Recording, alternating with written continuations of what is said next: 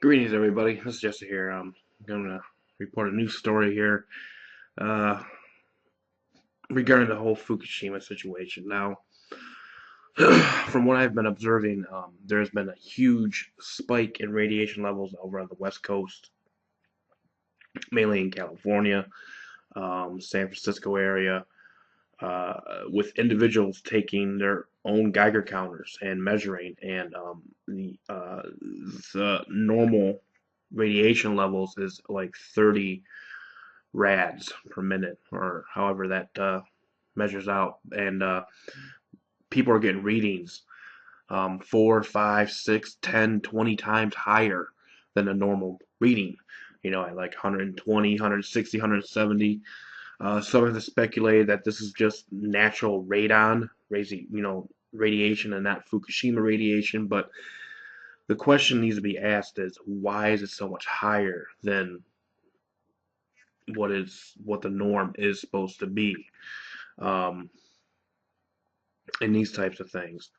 Why is there so much things that are connected to Fukushima making its way over here with all of these uh, evidence of like the starfish melting, disintegrating literally, Siamese whales, conjoined whale twins, and just all of this stuff. Uh, um, there's just a lot of weird things going on. And I want to point out something that came out of Fox News, mainstream media, um, on November 29th, 2013. Okay. And the article states, "Is it safe radioactive Japanese wave nears U.S.?" Okay. Now, this article is very funny, especially when I'm going to show you all these other articles that have come out recently on alternative sites um, from independent researchers. In the wake of the deadly tsunami that hit Japan in 2011 and severely damaged a nuclear reactor, Japanese officials say the levels of radiation are safe for everyone outside the reactor area itself. But as radioactive water from the plant nears the west coast of North America, the water is expected to hit in 2014. Can we be sure it's safe? So again, this is just another case that we're supposed to believe what, our mainstream television news tells us, and just says, hey, things are okay, things are under wraps over there, it's safe, no big deal. Um, the nuclear reactor continues to leak radioactive water due to poor management, while Japanese subcontractors at the plant have admitted they intentionally underreported radiation and that dozens of farms around Fukushima that were initially deemed safe by the government actually had unsafe levels of radioactive cesium. Fukushima locals also claim they're seeing cancer at higher rates, and the Japanese government is covering up the scale of the problem. So, what do independent estimates say? And besides Fukushima, you look at all of our reactors here in the U.S. that are completely outdated. 90% of them, 80% of them are leaking radiation, and these types of things. So you got that too, so, but let's just see what our lovely FDA has said about this, and let's see if we have to worry about this. So what do independent estimates say? The first measures come from the U.S. government. The FDA has stepped up its monitoring of radiation and seafood due to the Fukushima incident. Quote, since the time FDA began its targeted testing of Japanese imports following the Fukushima incident, FDA has only found one sample of food, a ginger powder, that contained detectable levels of cesium. But those levels were far below FDA's safety levels and posed no public health concern. FDA spokeswoman Teresa Eisenman told FoxNews.com, "We are actively watching for information that could implicate U.S. food and are always ready to take further action," she said. Meanwhile, the EPA keeps track of radiation within U.S. borders and presents the data online in nearly real time through RadNet, a nationwide system of monitors. RadNet sample analysis and monitoring results of precipitation, drinking water, and milk provides baseline data on background levels of radiation, the EPA said in a statement to FoxNews.com.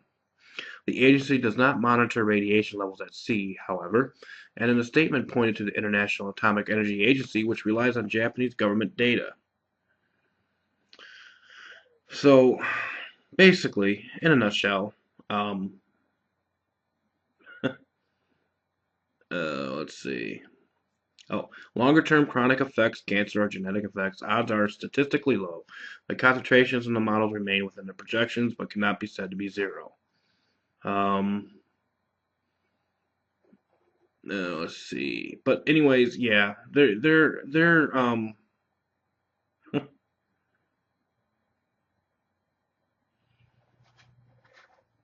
oh yeah, here we go. There should be no concern among Americans of any age or location, Gilbert Ross, executive director of the American Council on Science and Health, told Fox News.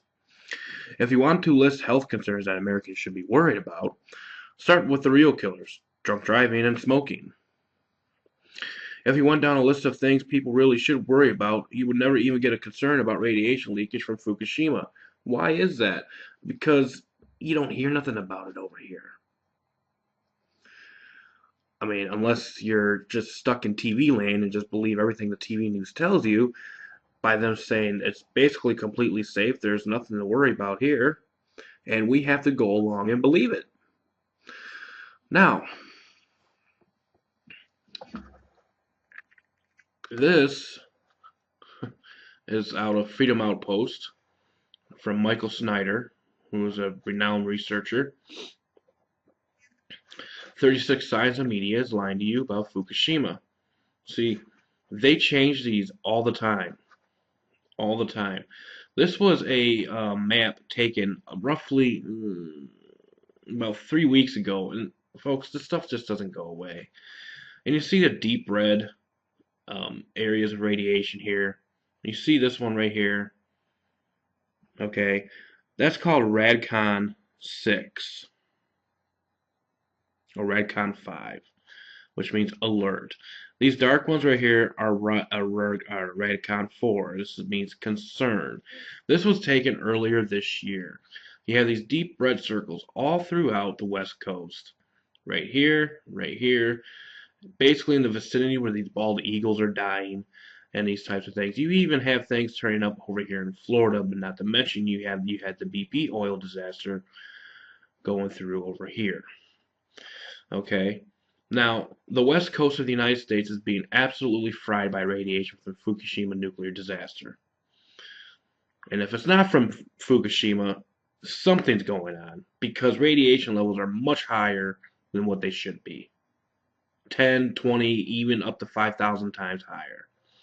And the mainstream media is not telling us the truth about this. What you are about to see is a collection of evidence that is quite startling taken collectively. This body of evidence shows that nuclear radiation from Fukushima is affecting sea life in the Pacific Ocean and animal life along the west coast of North America in some extraordinary ways. But the mainstream media continues to insist that we don't have a thing to worry about.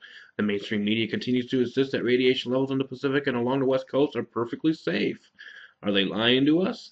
Evaluate the evidence compiled below and come to your own conclusions. Okay, let's take a look at some of these. And there's a video here you can click on, and this guy, he's just your average guy. He just walks down the beach and got himself a Geiger counter, and he takes these readings, and he's coming up with these high readings. I mean, hey, no problem here. Everything's safe. Independent researchers have measured alarming high levels of radiation on the beaches of the West Coast. For example, the video posted below was taken on December 23rd, 2013 at Pacifica State Beach. As you can see in this video, radiation levels near the waters are up to 5 times higher than normal background radiation. Number 2, according to Oceanus magazine, the total amount of cesium-137 that has been released into the Pacific Ocean from Fukushima is 10,000 to 100,000 times greater than the amount released into the oceans by the Chernobyl disaster or by the atmospheric nuclear weapons test of the 1960s. No problem there. Number 3, former MSNBC host Cenk Uygur has admitted that while he was at MSNBC, he was instructed not to warn the public about the radiation coming from Fukushima. And if you want the actual link, here it is. You can click on it and read it for yourself. Quote, I was on MSNBC at the time when this happened. I said, don't trust what the Japanese government is saying. They'll say, trust what the electric power company is saying. Go, go, go, get out of here. Get out of there. Get as far away from that planet as you can. It's literally a core meltdown. And they always don't want people to panic, so they were always like, oh, it's going to be okay. I'm like, you're crazy, man. Don't be anywhere near that reactor.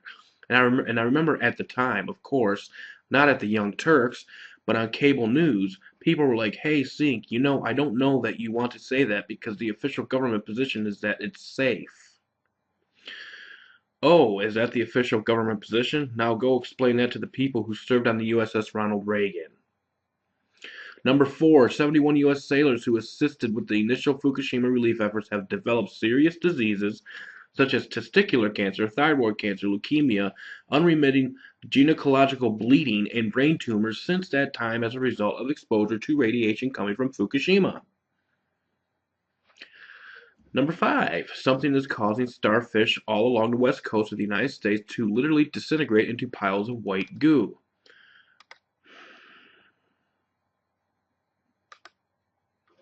And here you go. Obviously, you can see a picture for yourself right there. I mean, they're basically dissolving.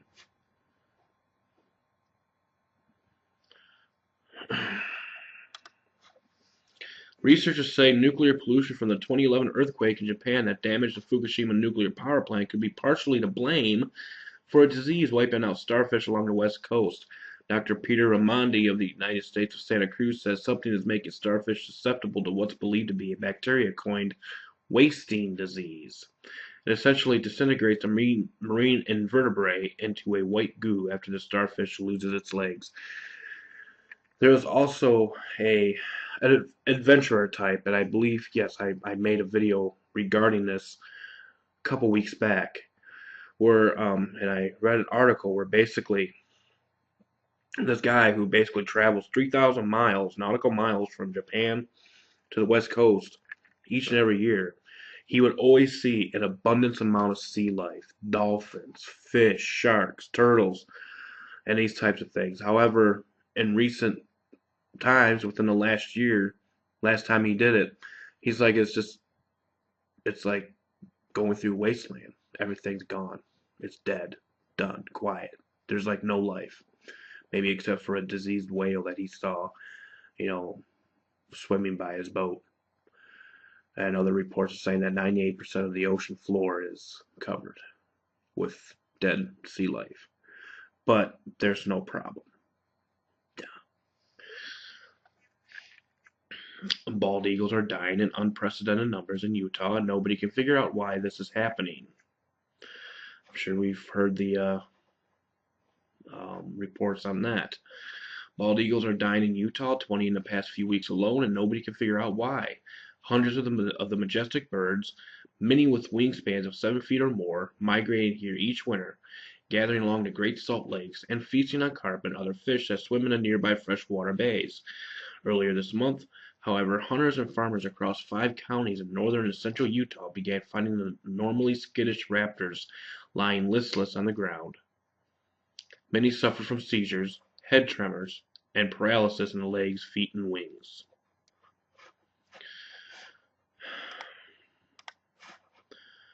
And there's many dangerous levels of cesium-137 have been discovered in mushrooms and berries grown along the west coast.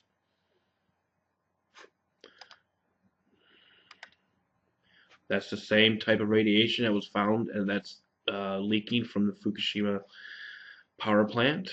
And here is that here.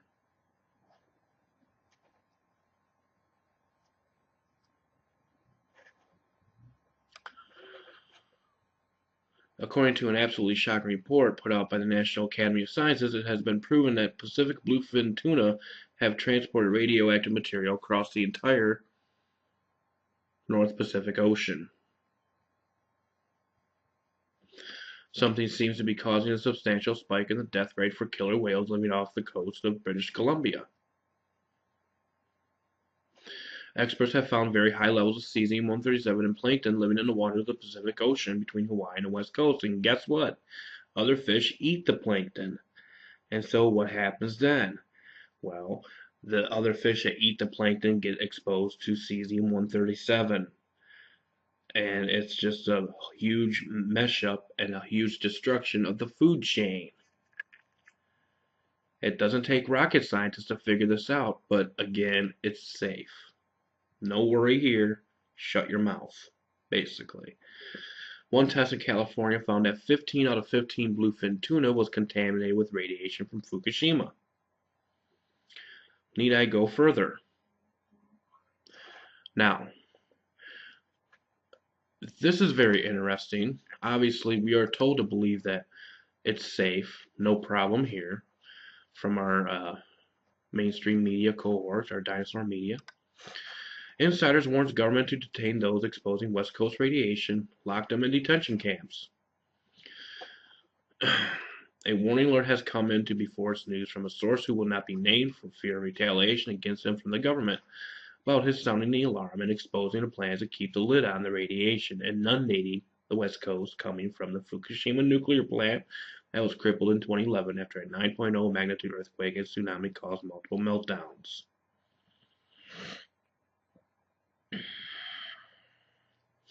According to the source, TPTB don't want to panic nationwide right now, and are planning to have the military, most likely the Air Force, patrol the beaches, and anyone reporting anything other than what the government minions say will be picked up and taken to detention centers. What does that sound like? Does it sound like we have a repeat of the BP oil disaster? This type of action would be reminiscent of the Deepwater Horizon oil spill, where access restrictions were implemented, preventing members of the press attempting to document the spill from the air, from boats, and on the ground, blocking access to areas that were open to the public. Remember the mysterious deaths? There's a video about it right here.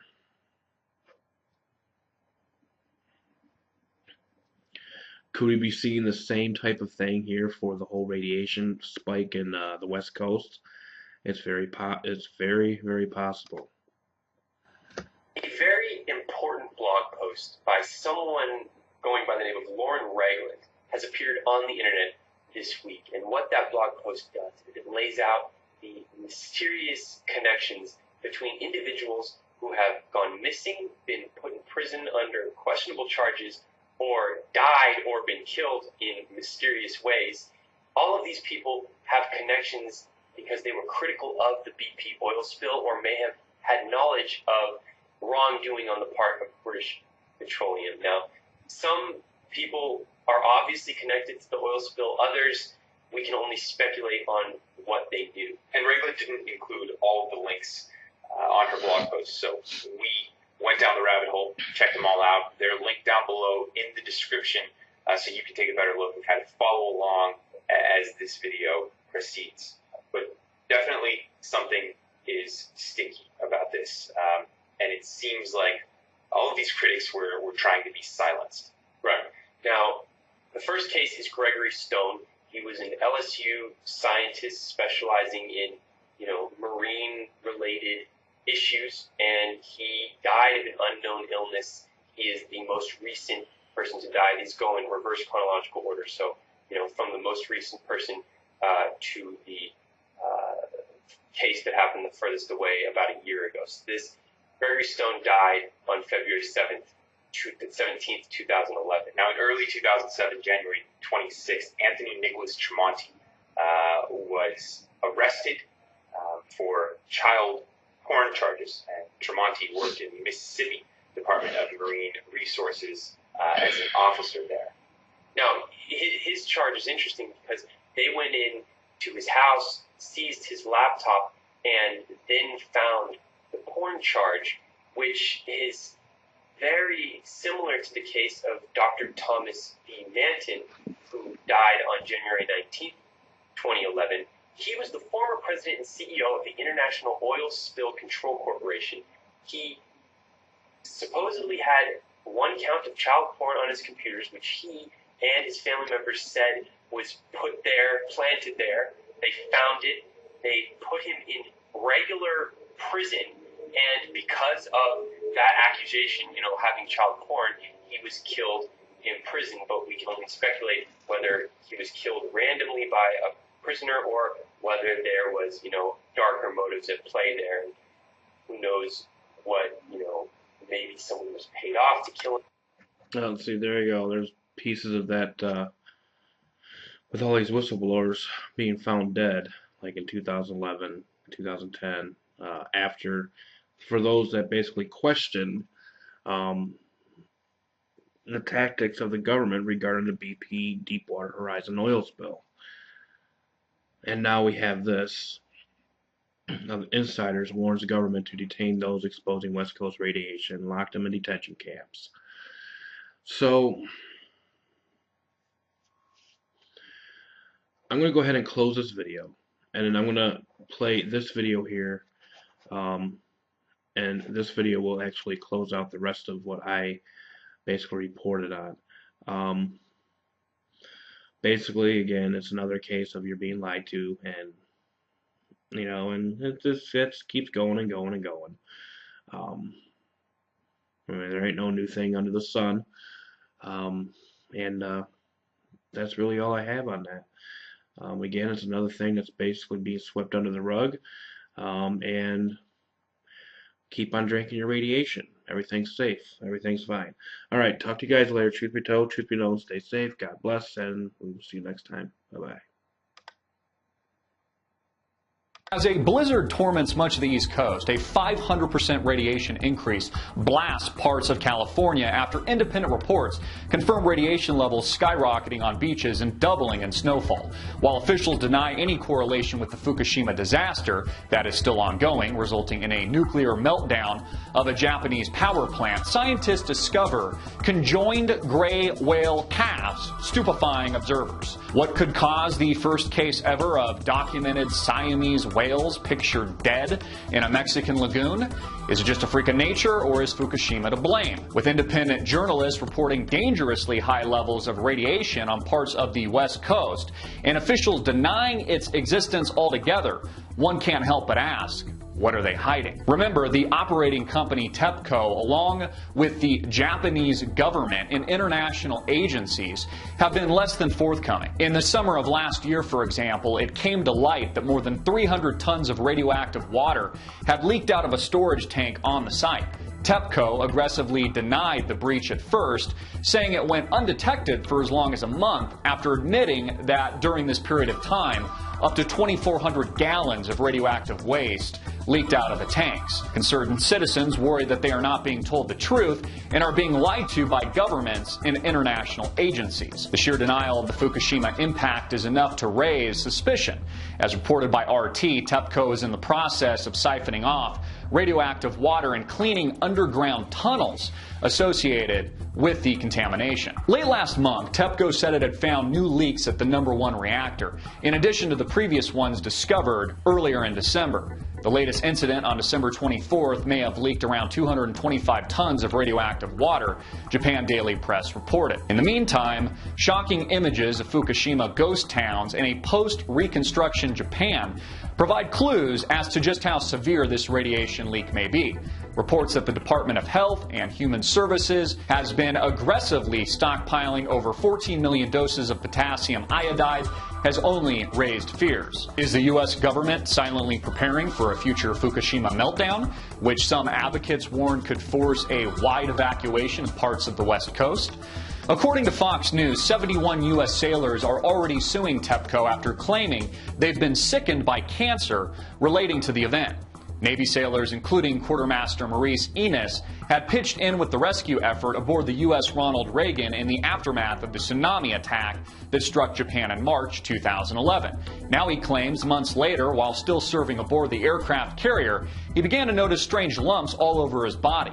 Testing revealed he'd been poisoned by radiation. Others, including Maurice's fiancée, Jamie Plim, who also spent several months helping with the Fukushima cleanup, also began developing frightening symptoms of her own, including chronic bronchitis and hemorrhaging. It appears that once again, the American people and citizens of the world are being lied to by their governments.